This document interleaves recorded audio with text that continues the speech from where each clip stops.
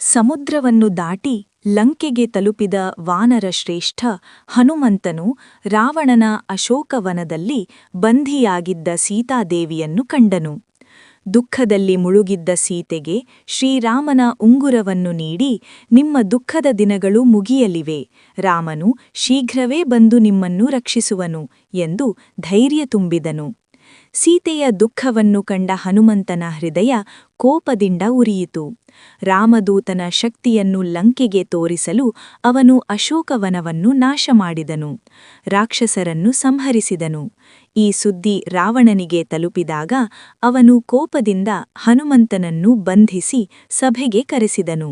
ಸಭೆಯಲ್ಲಿ ಹನುಮಂತನು ಭಯವಿಲ್ಲದೆ ನಿಂತು, ನಾನು ಶ್ರೀರಾಮನ ದೂತ, ಸೀತೆಯನ್ನು ಹಿಂತಿರುಗಿಸಿದರೆ ಲಂಕೆ ಉಳಿಯುತ್ತದೆ ಎಂದು ಎಚ್ಚರಿಸಿದನು. ಆದರೆ ಅಹಂಕಾರದಿಂದ ಕುರುಡನಾದ ರಾವಣನು ಆ ಮಾತನ್ನು ತಿರಸ್ಕರಿಸಿದನು. ವಿಭೀಷಣನು ದೂತನನ್ನು ಕೊಲ್ಲುವುದು ಅಧರ್ಮ ಎಂದು ಹೇಳಿದರೂ ರಾವಣನು ಹನುಮಂತನ ಬಾಲಕ್ಕೆ ಬೆಂಕಿ ಹಚ್ಚುವ ಶಿಕ್ಷೆಯನ್ನು ವಿಧಿಸಿದನು.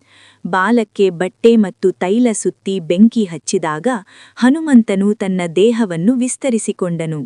ಬೆಂಕಿಯವನಿಗೆ ನೋವು ನೀಡಲಿಲ್ಲ. ಆ ಜ್ವಾಲೆಯನ್ನೇ ಆಯುಧವನ್ನಾಗಿ ಮಾಡಿಕೊಂಡು ಅವನು ಲಂಕೆಯ ಮೇಲೆ ಹಾರಾಡತೊಡಗಿದನು. ಅರಮನೆಗಳು, ಗೋಪುರಗಳು, ರಾವಣನ ಐಶ್ವರ್ಯ ಎಲ್ಲವೂ ಬೆಂಕಿಗೆ ಆಹುತಿಯಾದವು. ಆಕಾಶವೇ ಕೆಂಪಾಗಿ ಹೊಳೆಯಿತು. ಲಂಕೆ ಧಗಧಗನೆ ಉರಿಯಿತು. ಆದರೆ ಸೀತೆಯಿರುವ ಅಶೋಕವನಕ್ಕೆ ಹಾನಿಯಾಗದಂತೆ ಹನುಮಂತನು ಎಚ್ಚರವಹಿಸಿದನು.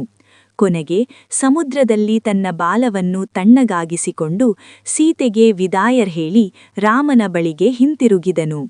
ಲಂಕಾದಹನವು ಅಹಂಕಾರದ ಅಂತ್ಯ ಮತ್ತು ಧರ್ಮದ ಜಯದ ಸಂಕೇತವಾಗಿದೆ.